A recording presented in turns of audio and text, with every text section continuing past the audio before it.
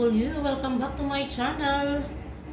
Sa video ito ay magluluto ako ng simpleng luto lang ng sitaw na mayroong kaunting Baguio beans dahil yung aming sitaw at ang Baguio beans ay malapit ng i-dispatsa. Kaya bago i-dispatsa atin nang gagawa ng paraan. At papakita ko ang mga ingredients na aking isasahog sa aking pagluluto ng sitaw at saka Baguio beans sa simpleng pamamaraan lang. At ito yung ating mga lamas: garlic, sibuyas, luya, at ang kamatis na malapit na ring masira. Kaya gagawa natin ang paraan ito para hindi siya masira. Nahugasan ko na pala ito. At ngayon ay atlin lang hihiwain.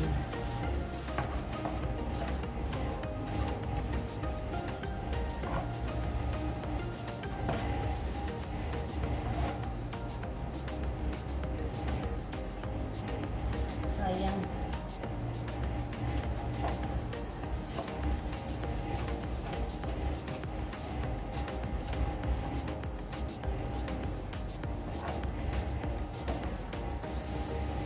Damihan natin ng kamatis kasi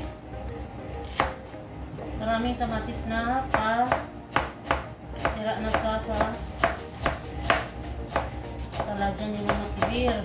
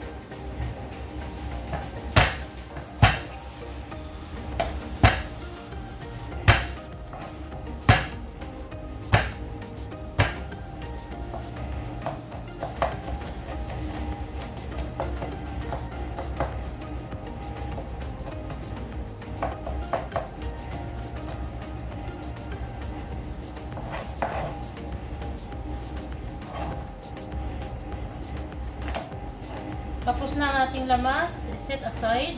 At ito yung ating kas na pasira na din. Lalagay ko na lang ito sa ating gulay. Sayang na itapon.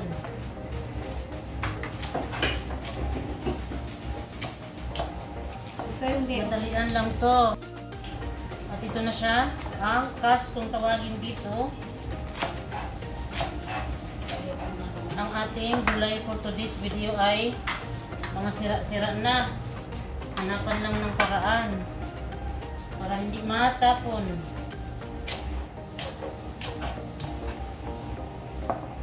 Ito na ang ating kas.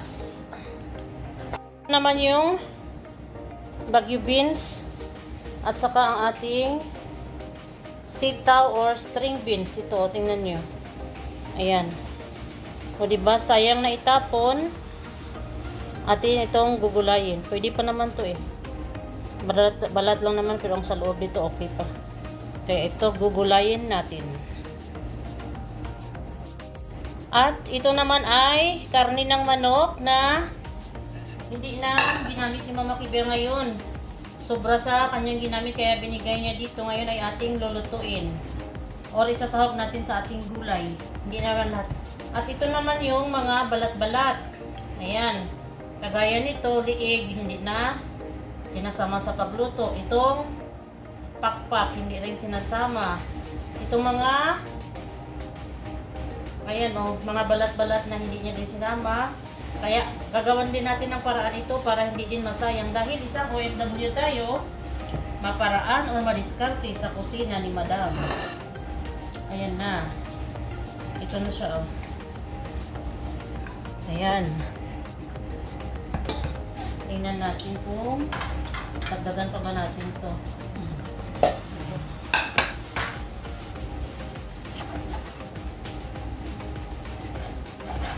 Hindi na kasi sinama ni Madam eh.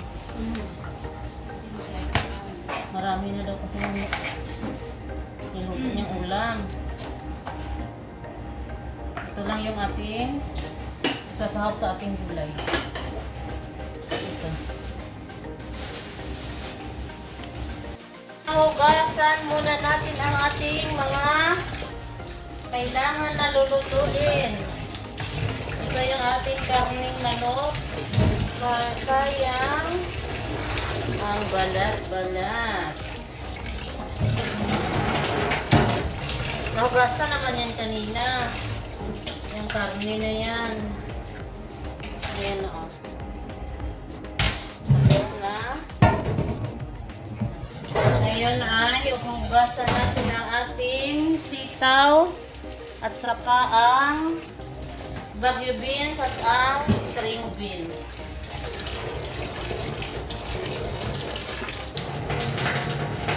Kayo ba ilang beses niyo hinuhugasan yung gulay kung kayo ay magluto? May mga buto-buto kasi kaya ito. Hugasan pa natin ng isang beses.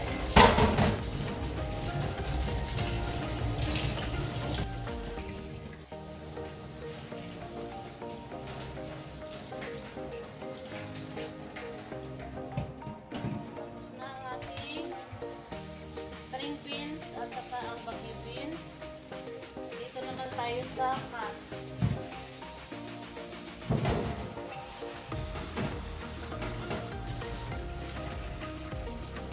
Ito kailangan hugasan ng ilang beses kasi yung kas ay madulas. Dahil siguro sa tingnan niyo. Dahil siguro sa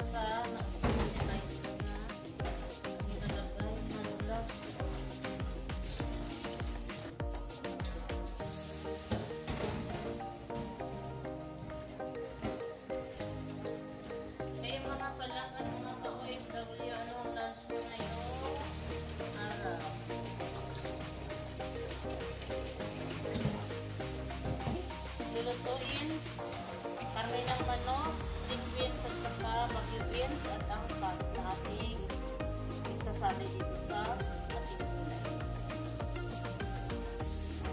Lagay na natin ang oil.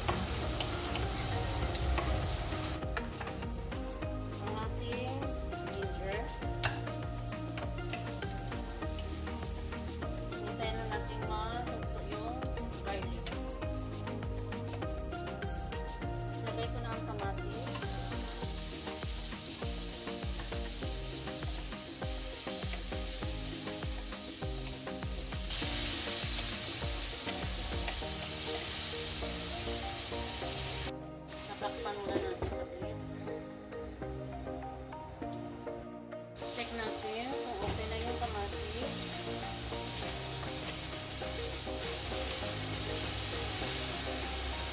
Lagay natin yung ating manok. Lagyan natin ng paminta.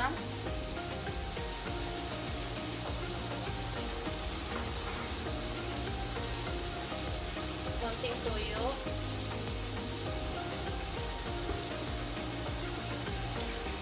Haluin natin.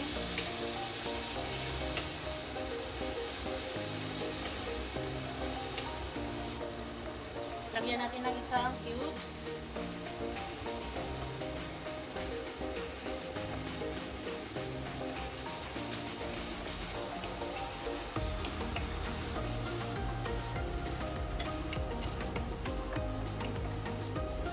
Tatakpan muna natin. Papakuluan.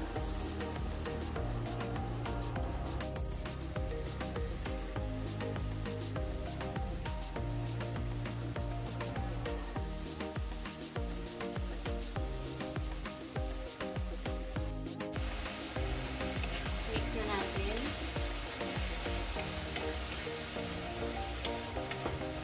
Ayan na siya. Lagay na natin ang ating sitaw at ang ating bagibit.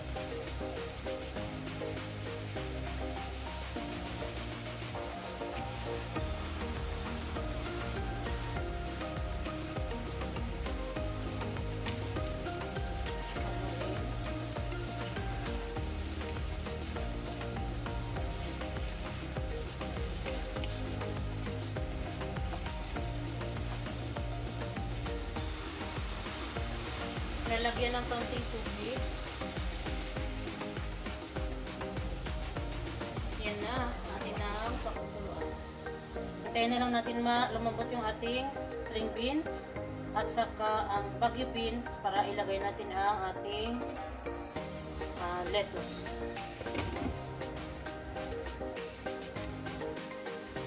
Check natin yung ating nilulutong gulay.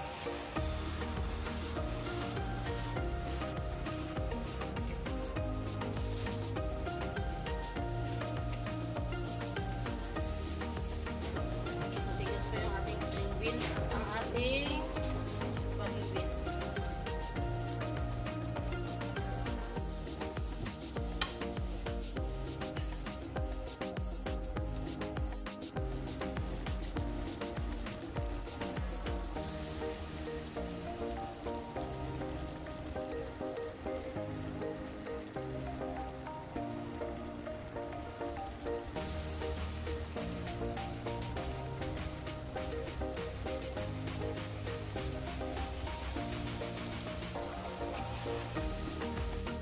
Check na natin kung okay na yung ating string beans at ang bagyo beans.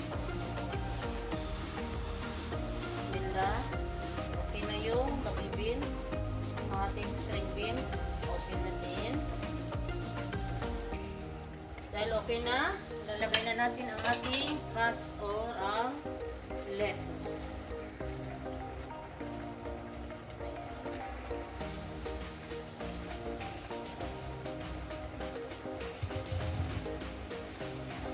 Haluin saglit.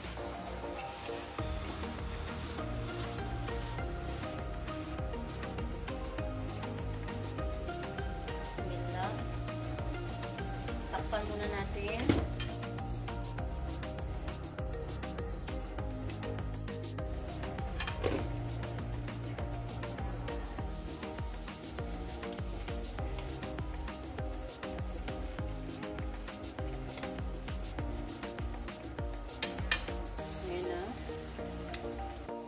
Ito na yung ating gulay na minadali sa pagluto. Ayan na ang ating gulay for today's lunch.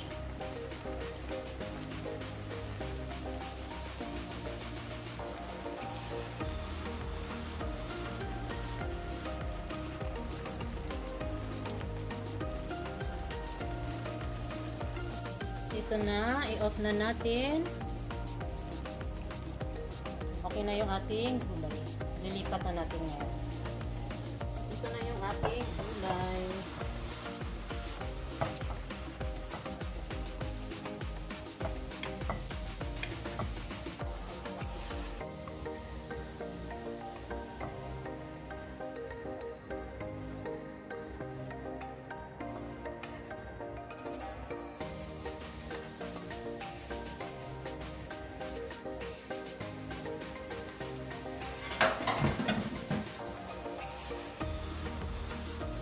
Simpleng luto sa gulay na malapit nang masira sa talaga ni Mama Kibir. Hanggang dito na lang. Thank you for watching. Bye-bye and masalamat!